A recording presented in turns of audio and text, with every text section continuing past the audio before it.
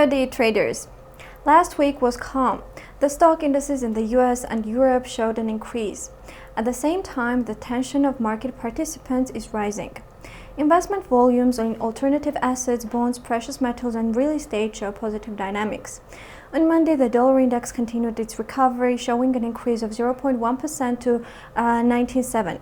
The optimism regarding Trump's budget proposal supported the growth of stock indices. The S&P 500 rose by 0.3% to a record high. The Nasdaq index added 0.8%. Tuesday was marked by the decline in oil futures. The production increase in Libya caused concerns regarding the oversupply in the market. Libya is the only OPEC member which is dispensed from the production cuts program. The European stock markets closed lower.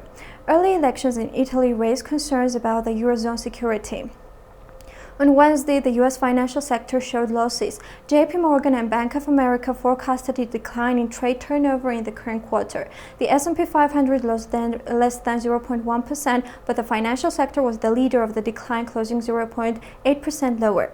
On Thursday, Italy's economic statistics came out. The growth forecast for the current quarter was revised from 0.2% to 0.4%. The rate of GDP growth amounted to 1.2% in annual terms, which is also higher than the preliminary forecast. The Euro Stoxx index showed an increase at the level of 0.43%. Friday was marked by the growth of gold. Data on the U.S. labor market turned out to be contradictory. The unemployment rate declined while the growth of non-farm payrolls was below expectations. Uncertainty pushed investors to buy safe assets. The spot price of gold increased by 0.4%. The main event of this week will be the parliamentary elections in the UK. The new cabinet will discuss the Brexit conditions with Brussels.